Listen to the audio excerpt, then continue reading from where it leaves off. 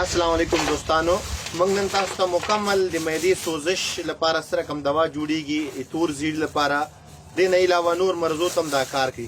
نو هر اجزا باید سه پاک اخلي. نو ان شاء الله موږ سره اوسېږي ویډیو کې پورا طریقه کار ته کوم دا یو نقطه تاسو جوړه کړله کتل دې ټول هربل بوټي دي ان شاء الله. نو دعا برته کوي دا یو نقطه تاسو کور کې د سوي تاسو ته پنځه مرزو په علاج کوي سي. اول هغه کسان چې خولې ته ترشي اوبه راځي، معده سوځيږي، لاس او پښې سوخ کوي، ضعیف العمر یا ځوانان وي، د نه علاوه په جسم کې ګرمي وي، مثانه کې ګرمي وي، جګر کې ګرمي وي، د هغه لپاره د استعمال کوي سي.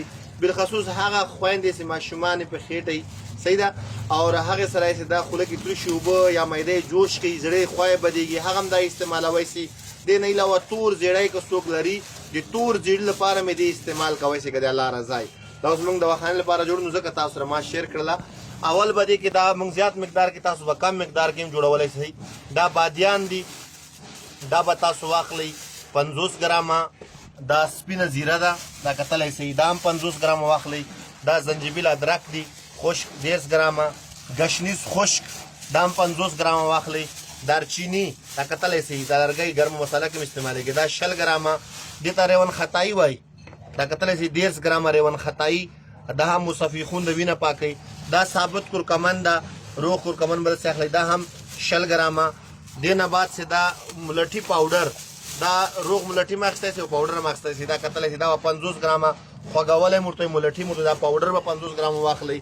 دې نه علاوه نانا یعنې کې خشک، دا نانا ده، پودینه سټوي، دا به 10 ګرامه واخلئ، پاکه واخلئ. دا تور مرچ دي، تور مرچ به واخلئ 60 ګرامه. او دې نه بعد چې دا نبات دا بوره را کتلی شي، دا به 1.5 ګرام نبات واخلئ د خوږوالي لپاره. بس دا به ټول واخلئ. دې کې به 7 اجوین چې دا 1 ګرام او 7 پودینه دا هم 1 ګرام.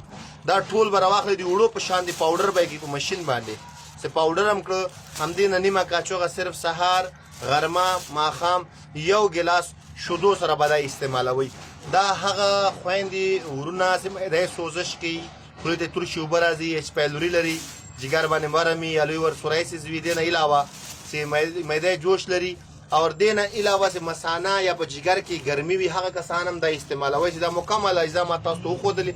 نو دا تاسو باید په خپله جوړه کړئ، هر پنسهار سره دا موجود وي چې چېرته تاسو خوښئ پاک اوریجنل ځا به ترې واخلئ، ځان ته به جوړه کړئ، ما ته به دعا کوئ. پرهیز غټه غوښه، فارمي چرګ، مرچ مساله او ترشي نه به په دې کې ځان ساتئ.